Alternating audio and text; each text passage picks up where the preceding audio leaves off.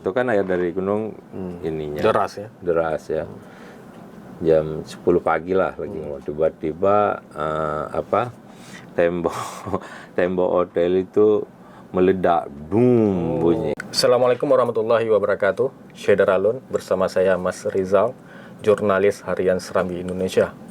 Saat ini kita dalam acara Saksi Kata.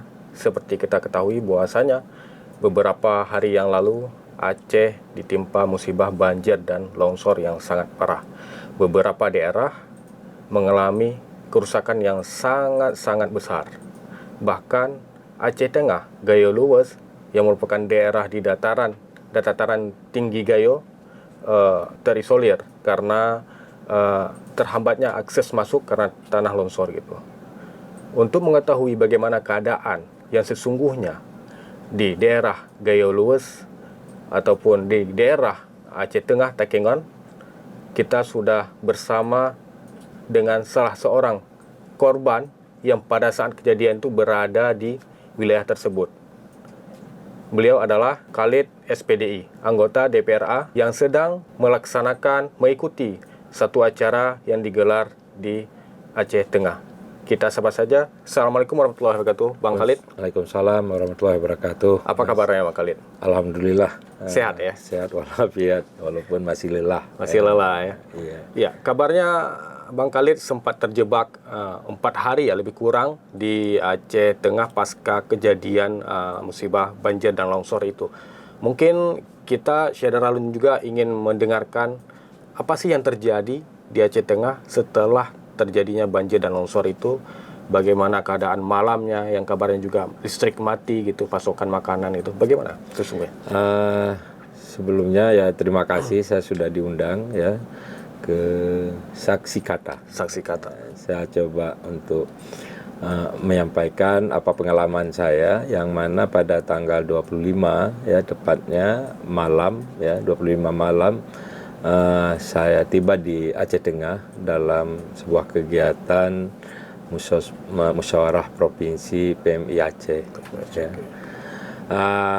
Musyawarah itu dilaksanakan tanggal 26. Saya datang 25 malam. Di perjalanan dari Banda Aceh itu saya naik mobil pribadi, mobil dinas. Kebetulan saya DPR ya, mobil dinas DPR bersama supir berdua. Dalam perjalanan memang hujan sepanjang jalan sampai kami di Aceh Tengah. Ya, di Aceh Tengah saya tiba berangkat dari Banda Aceh itu jam 5 sore setelah agenda kegiatan di DPR waktu itu. Tiba lebih kurang kita jam 2 pagi ya. Jam 2 pagi karena hujan nggak bisa ini. Dalam perjalanan tanggal 25 itu tidak ada terjadi kejadian apa-apa, cuma hujan deras saja dan bisa dilalui. Oke. Nah, setelah kami tiba di Aceh Tengah, tepatnya check-in di Hotel Fortuna Renggali. Nah, sekitar 1 jam kemudian dapat kabar kalau ada rombongan kebetulan dari pusat, itu Pak Sudirman Said ya, bersama Pak Ansari menemani untuk balik ke Banda Aceh karena beliau setelah buka acara balik langsung karena besok paginya agenda ke Jepang. Ya. Nah, dapat kabar kalau Pak Sudirman bersama rombongan ya itu terhambat, tidak bisa lewat di daerah Pedada. Awalnya biasa aja, kami pikir mungkin naik air apa dan sebagainya. Ternyata pas kan saling koordinasi ya, dan banyak sudah dapat kabar setelah di Pedada itu tidak bisa lewat, dan banyak juga mobil-mobil yang lain dari Medan ya menuju Banda Aceh mungkin itu udah bertumpuk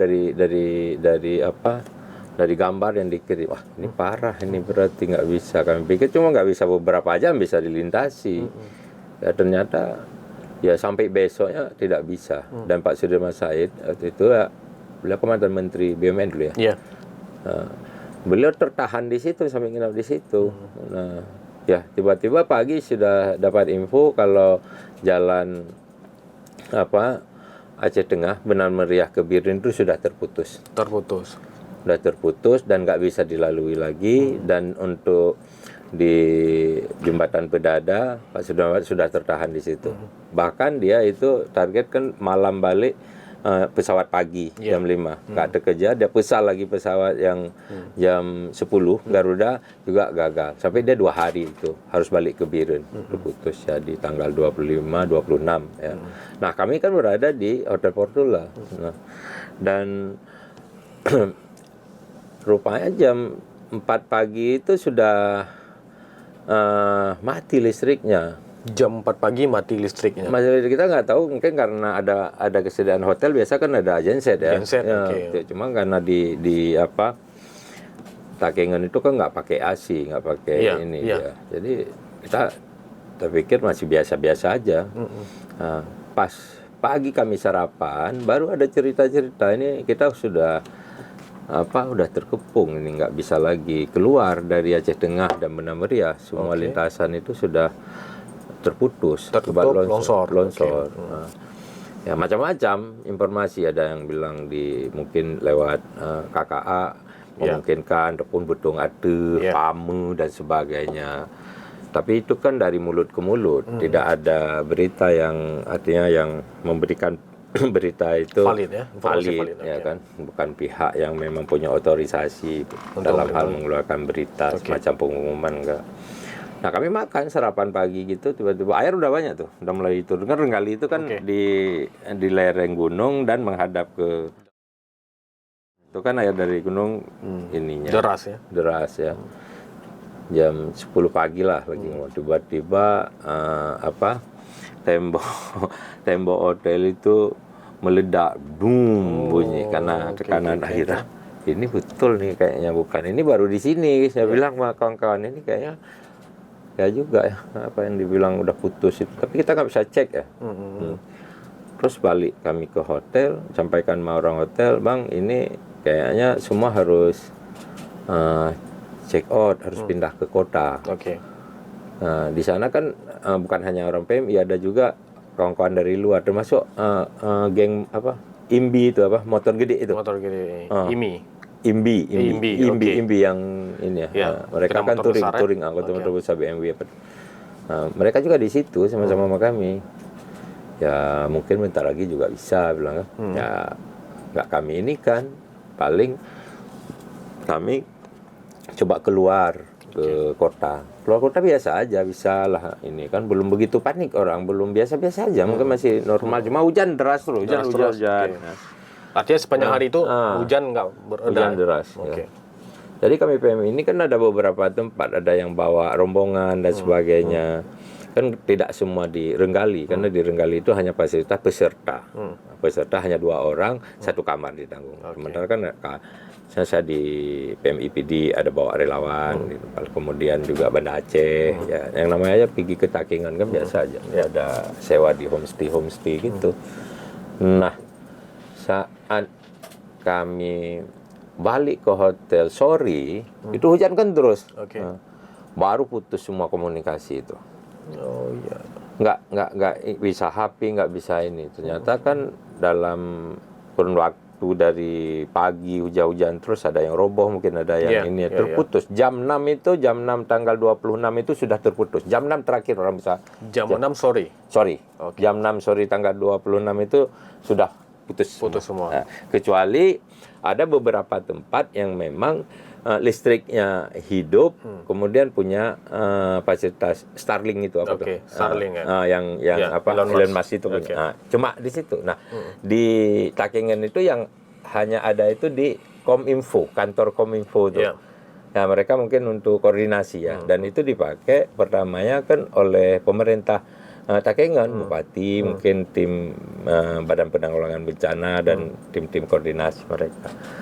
Nah, cuma di situ yang ada, dan itu tidak banyak tahu orang, terbatas. Walaupun terakhirnya besoknya sudah banyak tahu orang putus, bisa komunikasi. Di situ yang bisa orang berkomunikasi. Nah, terus tadi saya lupa sampaikan pas jam 6 itu terus kami kembali ke Renggali ya. Renggali Hotel. Di situ udah pada ngumpul sama kawan-kawan.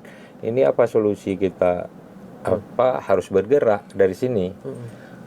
Tapi jalan masih bisa keluar. Dulu koordinasi ambil kesimpulan kita bertahan aja 1 malam lagi, besok kita keluar ke sana. Oke, bertahanlah di sana dengan suasana keterbatasan, hujan terus, lampu hidup mati karena pakai genset ya kan. Jam 3 malam itu mati total lampu. Jam 3 malam mati total. Mati nggak ada hidup lagi gitu. Oke. Keluar saya sama si Rahmat itu bendahara saya kan. Rupanya di bawah udah ada orang juga karena kok gelap kali terus bunyi bung, orang bunyi, udah panik gitu kan. Bukan orang panik, jam 3 pagi itu bunyi rupanya longsor sebelah Laut Tawar itu longsor tuh, boom, ya kan. Turunlah ke bawah jam 3 pagi, ada orang hotel di situ. Bang, dia bilang minta maaf ini kan orang bawa BBM kami untuk solar ngisi di genset. Udah tertahan nggak bisa bawa lagi, semua logistik nggak bisa bawa. Rupanya ada longsor itu, ada kan yang video itu yang longsor, ada longsor di situ. Jalan ke Renggali itu. Renggali itu longsor, matilah kita. Ya udah nih selamat pikir kan. Ya udah untung ya sambil nunggu subuh, salat subuh ya kan, jalan-jalan ya kan, ini nggak nyaman lagi nih, takut hotel-hotel ke bawah nanti kan. Hujan turun terus. Hujan terus nggak ada berhenti ya. Hujan tuh nggak ada berhenti sekalipun. Paginya udah pergi ke, ya udah rame, udah cerita-cerita lah kejadian apa dan sebagainya, udah berkembang bahwa itu ada beberapa titik, dia bilang ada beberapa titik yang arah ke kota, kemudian arah ke sana malah tidak bisa sama sekali ya. Nah, udah nunggu kapan nih, siap mungkin biasa jam 10 orang polsek udah bersih. Orang cerita-cerita di sampai nunggu hujan di sana, orang kan nggak bisa keluar ya. Udah terus jam 10 habis sarapan, nggak ada suruh cek. Jam 11, jam 12 sampai siang itu nggak ada, ini nggak ada informasi apapun yang nggak ada yang bisa ini ya. Yang ada pokoknya nggak bisa keluar. 6 titik lagi, mati kita. Orang hotel udah sampaikan kita sudah tidak punya lagi logistik nih, sudah nggak mungkin lagi karena nggak bisa bawa ini. Mereka udah kata, kalaupun ada ya apa adanya. Kalaupun ada termasuk orang-orang ini. Nah, terakhir kan saya punya kawan bawa drone nanti saya. Coba dilihat dari atas. Ternyata pas dipantau di lewat udara cuma 1 titik tuh yang ini. Yang longsor tadi. Nah, kami kan ya PMI ya biasa kan, ada kawan-kawan yang punya mobil off-road dan sebagainya, dan punya perlengkapan termasuk sensor itu kan. Udah dikumpulin, ini nggak ada jalan, kita nunggu pemerintah, nunggu polsek yang biasanya itu nggak bisa nih. Mari kita gerakkan sama-sama semua orang IMBI, kita bersihkan. Kayaknya nggak, karena kan ada yang disuruh pantau dulu ke sana naik motor ya kan. Dan ya udah setuju, berangkatlah ke sana, bersihin. Ternyata tumbang banyak kayu itu kan, dipotong-potong, terus ada lumpur longsor. Itu kan hampir di bawah inilah sampai ke pinggang lah. Ini bisa kita potong ini, tapi kan lumpurnya nggak bisa kita tarik. Lama kami di situ, itulah yang terakhir masyarakat kan dari sana kan jalan dari sini memang sudah putus, yang dari Hotel Renggali ke sana udah putus, dari sana jalan udah rame-rame, terakhir dapat diinformasikan ke polsek terdekat di situ sama ininya. Jam 5 sore itu baru datang beko. Jam 5 sore baru datang beko untuk pembersihan. Mereka tinggal pembersihan lagi, kayu udah dipotong, udah dibersihkan tadi. Udah bersih sama anak-anak PMI, anak-anak relawan itu. Ya udah mandiri lah gitu. Baru begitu keluarlah kami. Keluar ngumpul di masjid Rohama, Masjid Rohama, masjid kota itu depan kantor Golkar, depan kota. Ngumpul di situ, sampai ke situ kendala lagi sudah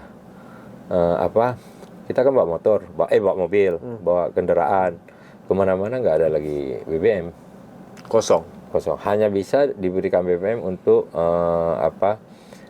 pemerintah, kemudian tim penanggulangan bencana, dan di sana sudah ada Satpol PP. tak boleh. Dah bingung lah mau kemana lagi ini dari masjid. Ya udah. Hari sudah sore ya?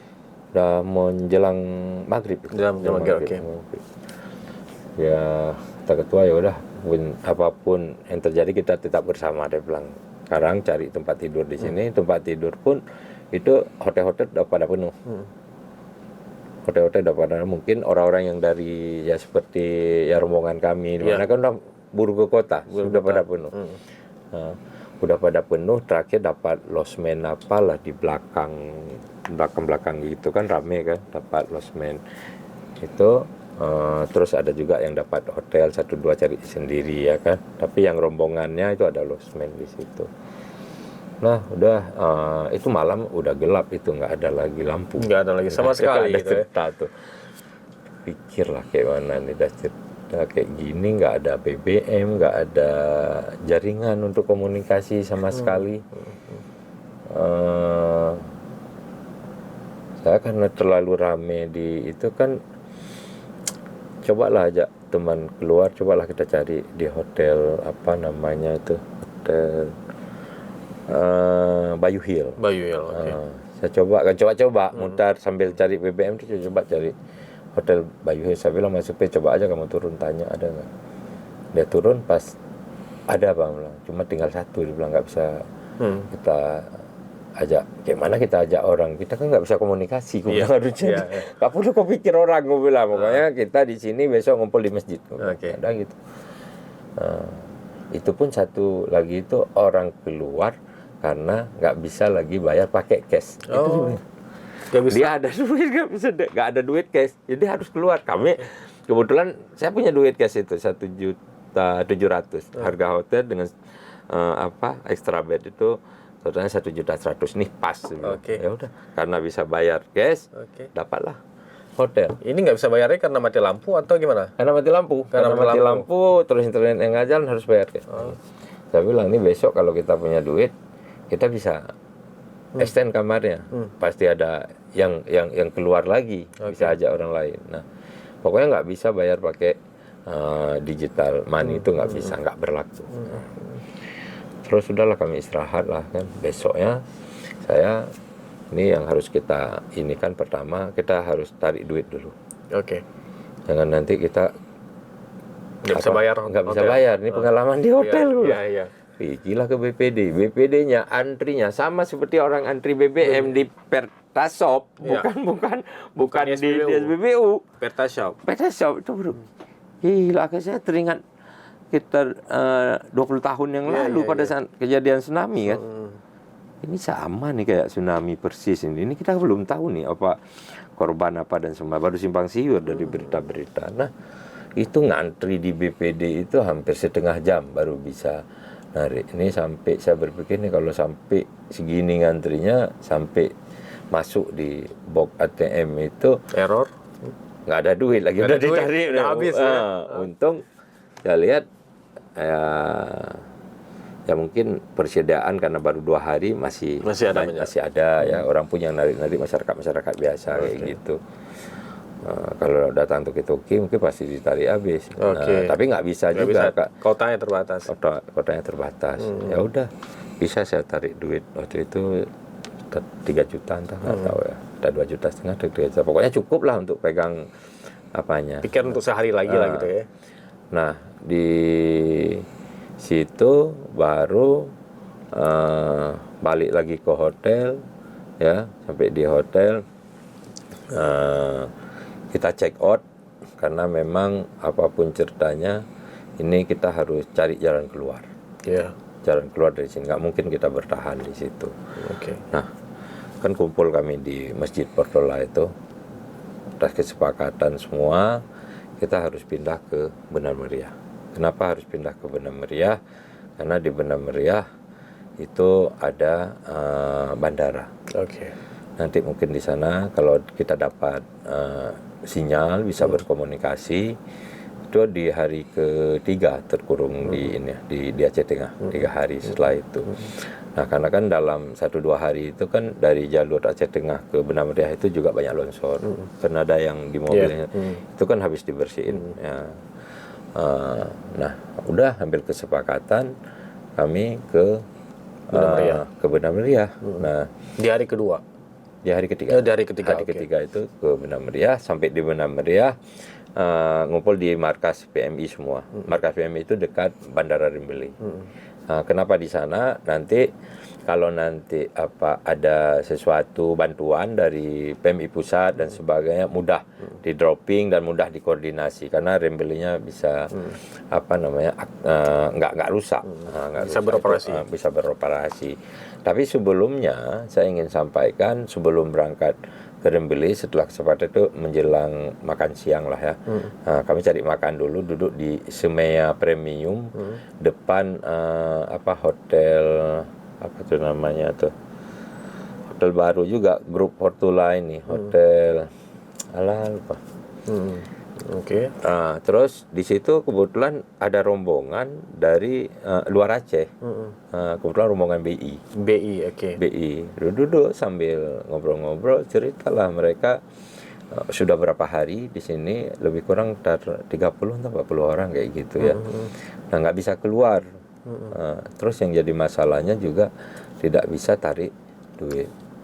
Nggak bisa tarik duit. Nggak bisa tarik duit. Oke. Kenapa kok nggak bisa tarik duit? Ya karena kan di samping terbatas, terus beberapa ATM yang bisa itu cuma Bank BPD. Aceh, BPD.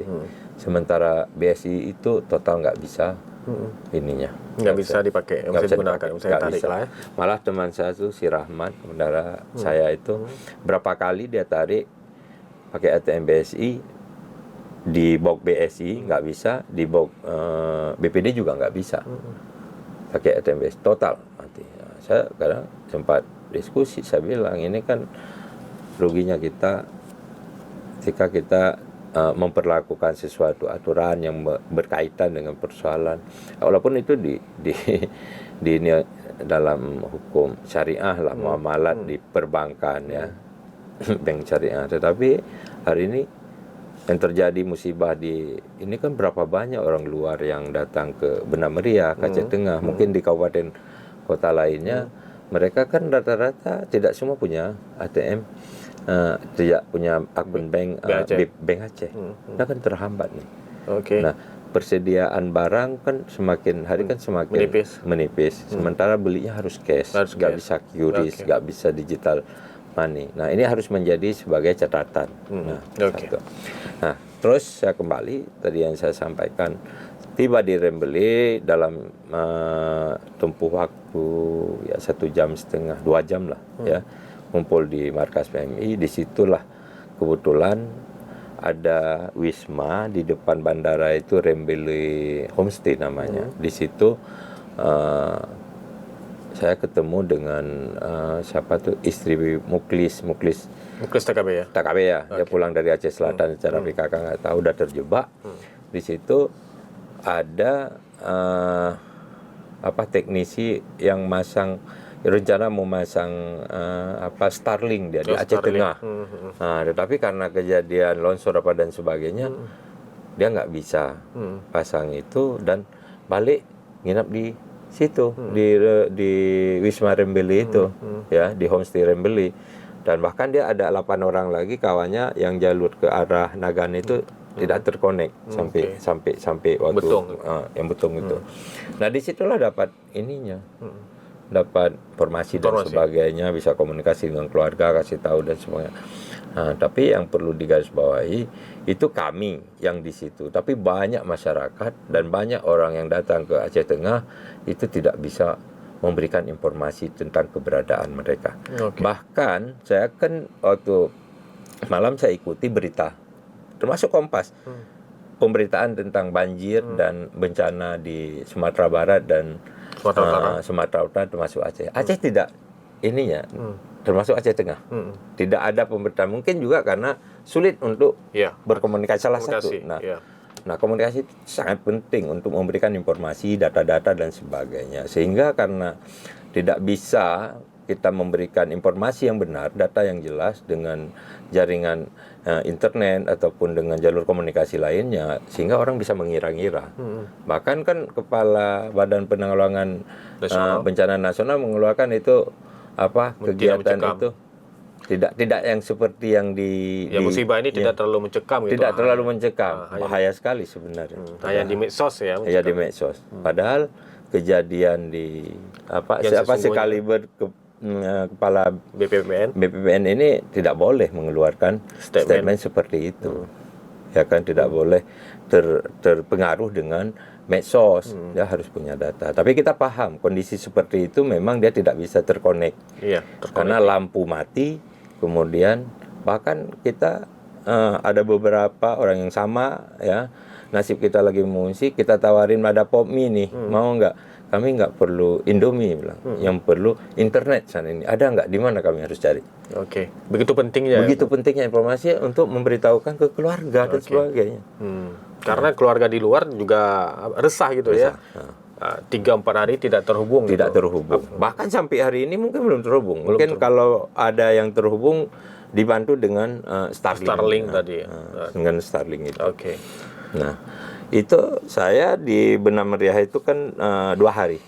Nah, karena ada Starlink itu, saya bisa dikoneksikan oleh Ustadz Muhadir namanya, yang punya yang punya Rembeli Homestay itu, komunikasi dengan Kapolres Pak Ari. Kebetulan seluruh Kapolres di Aceh ada acara di Jakarta, entah Rakerwil, entah apa nggak tahu. Pada saat kejadian, Pak Ari itu di Medan dengan Pak Sofian yang memang kepala bandara ininya. Nah, terkoneksi, beliau Ustadz ini menyampaikan ini ada 2 sahabat kami, Pak Ibrahim, saya, ya. Kebetulan perlu dan penting sekali harus balik ke Aceh. Pak Ibrahim karena ada hajatan nikahin anaknya hari ini. Ya. Terus saya ada Musda Golkar. Ya. Kan ada Musda Golkar. Nah, alhamdulillah ya Pak Kapolres sempat saya komunikasi, beliau sampaikan beliau akan usahakan. Tapi sebelumnya ternyata ada yang sudah sampaikan beliau yang harus diprioritaskan, ada orang ombudsman yang juga Ombudsman pusat 4 orang juga penting. Terjebak juga sih. Terjebak dalam komunikasi, dan kami sudah masuk dalam list beliau, dikirim ya. Nah, alhamdulillah lah. Nah, besok pagi karena diperkirakan jam 9.30 itu masuk Susi Air ya.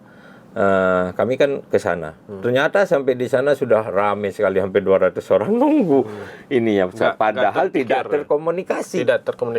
Komunikasi. Kita tanya sama orang petugas bandara sekalipun, dia nggak tahu rute itu jam berapa berangkat. Paling mereka bisa pakai hati ininya, pakai alat telekomunikasi mereka ya.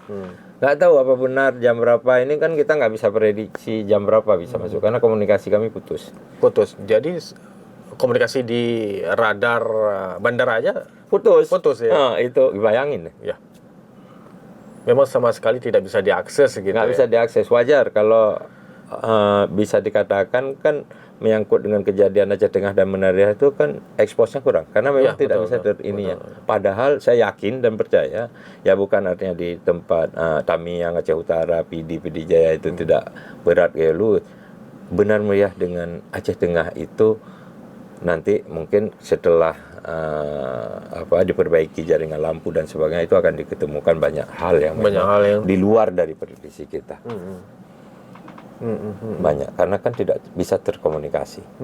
Dan bukan hanya masyarakat Aceh Tengah dan Benam Meriah aja, orang-orang luar yang memang sudah terjebak. Dan harapan saya pemerintah harus segera ya terjun ke Aceh Tengah. Tadi saya lihat AHY sudah hadir, kemudian dari TNI kayaknya udah juga ya. Yang pertama harus dipedulikan menyangkut dengan komunikasi. Ya, apa nanti diperbanyak Starlink di posko-posko pengungsian yang ada ataupun tempat-tempat publik, kantor duduk, supaya orang bisa akses memberikan informasi. Yang kedua menyangkut dengan jaringan listrik ya, karena Starlink itu juga butuh listrik. Apa nanti memang kendalanya bisa dengan genset ya kan, tetapi BBM-nya terbatas lagi. Nah, sekalian dengan itu mungkin bagaimana cara teknisnya itu harus Nah, yang terakhir menyangkut dengan tim medis. Saya pikir sudah seharusnya mestinya dari hari pertama ya, pemerintah Aceh dalam hal ini, mungkin juga pemerintah pusat itu harus membuka posko medis kesehatan dan harus dibawa tim medis itu dari harus diimpor ke sana, harus diekspor ke sana. Apa dari Banda Aceh, dari daerah itu harus dibawa standby dengan obat-obatan. Ini kan pasca, apalagi banjir ya. Ini kan pasti nanti menyangkut dengan air bersih. Ini kan akan terjangkit penyakit-penyakit yang mestinya bisa kita selamatkan kalau tidak diantisipasi dalam hal kesehatan mereka, termasuk anak-anak bayi, orang-orang lansia. Ini kan imun tubuhnya kan lemah. Iya, nah, betul. itu harus betul-betul menjadi konsentrasi bagi pemerintah ya. Di samping memang menyangkut dengan infrastruktur ya, dalam hal membuka akses jalan ya, itu kan secara teknis saya pikir nggak bisa 1-2 hari, bisa 1 bulan kadang. Tadi saya dengar sudah ada jalan yang memang sedang diperbaiki, yang paling memungkinkan cepat bisa masuk itu di Jalan Simpang KKA, benar-benar Simpang KKA. Kalau benar Meriah ya, dari Benar Meriah. Kalau Birun itu dari Gambar Juli sulit.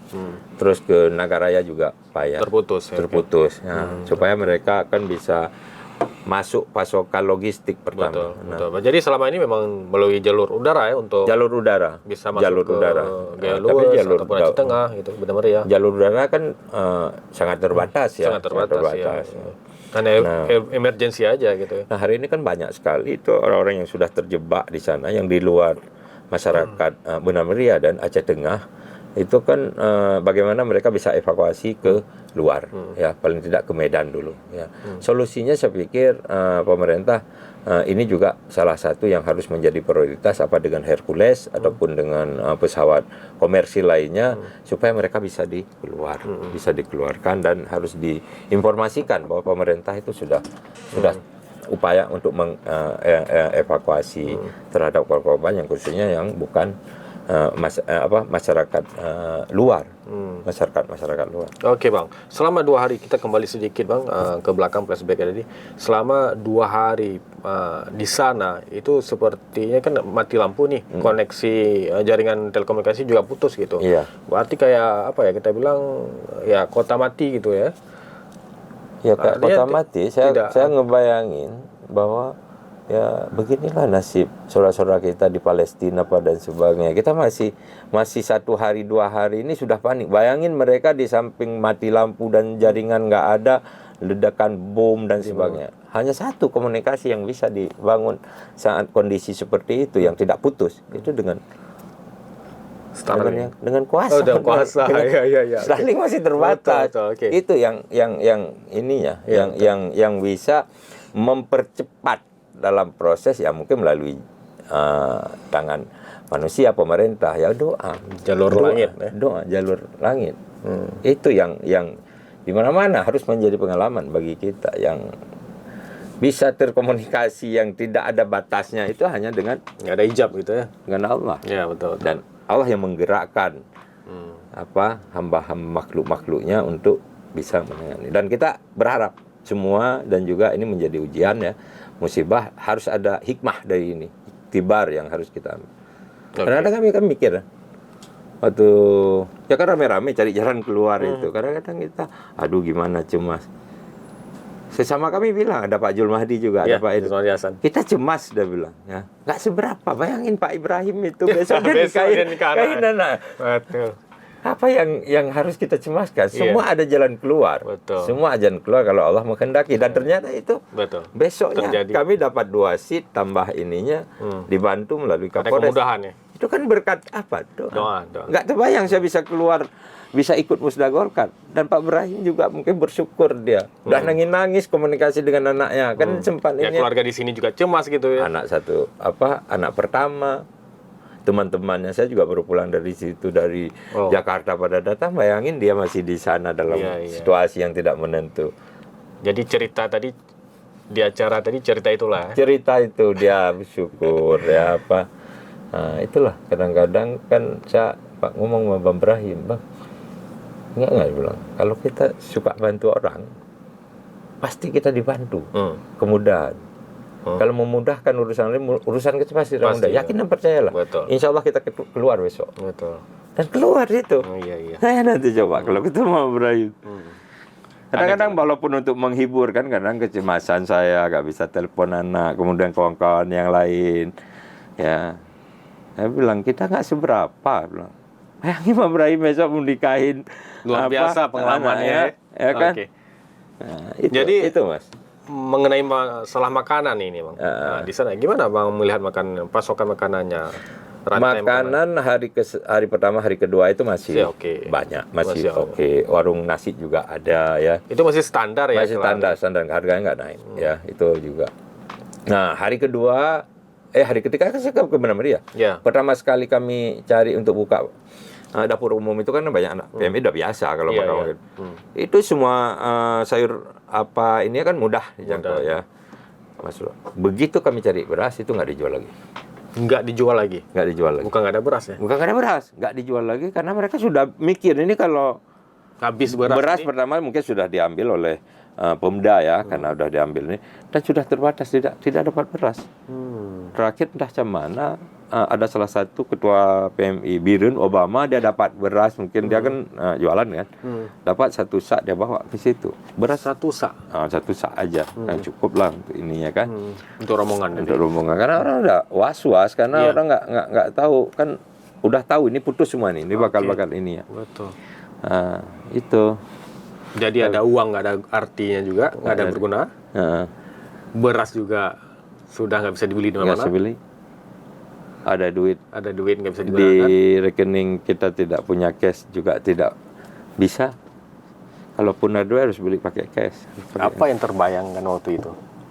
Kondisi seperti itu. Saya pernah membayangkan ini kalau kayak gini ceritanya ya, sampai berhari-hari bahkan berminggu-minggu, ini kita akan menyaksikan ya kembali pada era zaman dulu, orang beli sesuatu tuh bawa kambing, nanti bawa Barter. apa pokat, nanti beli baju apa dan semua karena duitnya nggak ada. Mencekam ya. Mencekam memang. Malamnya apalagi, cuma kan bukan diuntungkan daerah apalagi Benar Meriah itu kan sangat dingin ya. Kebutuhan listrik itu untuk penerang aja. Kalau kebutuhan kalau orang itu biasa hidup tidur di AC dan semuanya itu udah nggak perlu. Itu nggak perlu lagi. Jadi banyak hal yang yang bisa kita ambil hikmahnya. Artinya dalam kondisi, bayangin kalau di tempat-tempat yang katakanlah bukan dengan cuaca yang dingin, ya. Pasti orang kan nggak biasa, nggak tidur di AC, tempat tidur sudah terbiasa dengan AC dan sebagainya, tiba-tiba di situ panas gitu. Ngeri ya.